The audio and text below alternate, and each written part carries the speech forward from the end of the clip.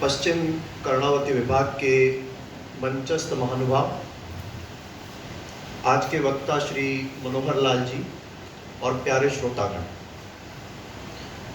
आज के इस अति महत्वपूर्ण ऐसे व्याख्यान में मुझे अतिथि के रूप में आमंत्रित करने के लिए सबसे पहले मैं स्वदेशी जागरण मंच का बहुत ही आभारी हूँ।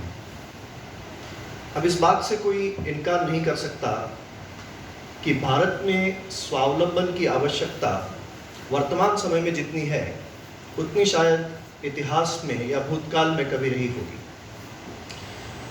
वर्तमान वित्तीय वर्ष की जो द्वितीय तिमाही है, जिसे अंग्रेजी में हम second quarter of the financial year कहते हैं, इस द्वितीय तिमाही में भारत का चालू खाते का जो घाटा है, जिसे हम करंट अकाउंट डेफिसिट कहते हैं, वो $38 बिलियन का रहा। अब ये चालू खाते का घाटा क्या बताता है?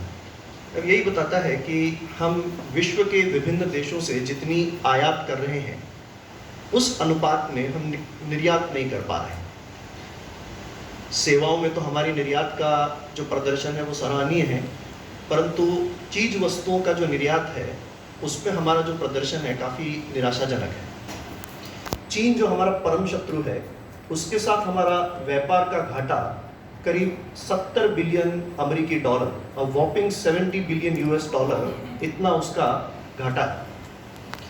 उसी तरह से विश्व के अलग अलग देशों के बीच में युद्ध चलते रहते हैं। जैसे कुछ समय पहले इजराइल और फिलिस्तीन का युद्ध हुआ, अभी रूस और यूक्रेन का युद्ध चल रहा है। जब विश्व के अलग अलग देशों के बीच में युद्ध होते हैं तो ऐसे समय पे वैश्विक आपूर्ति श्रृंखलाएं क्षतिग्रस्त होती हैं। मतलब international conflicts and Wars they disrupt the global supply chains, और जब ये ग्लोबल सप्लाई चेन्स डिसरप्ट होती हैं तो इनका सबसे बड़ा खामियाजा, सबसे बड़ा नुकसान उन देशों को होता है जो स्वावलंबी नहीं हैं और जो अन्य देशों पे अपनी ज़रूरतों के लिए बहुत ज़्यादा अवलंबित हैं। ऐसे अनेक कारण हैं। मैं इन कारणों के विस्तार में जाना नहीं चाहता, क्योंकि मुझे विश्वास है कि आज के जो हमारे विद्वान वक्ता हैं वो इन कारणों के बारे में हमें ज़रूर अवगत कराएंगे।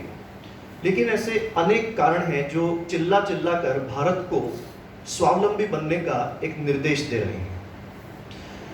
मैं ये भी समझता हूँ कि आज के वैश्वीकरण के युग में निस्संदेह स्वावलंबन की जो पूरी प्रक्रिया है वो बहुत ही कठिन और जटिल हो गई है।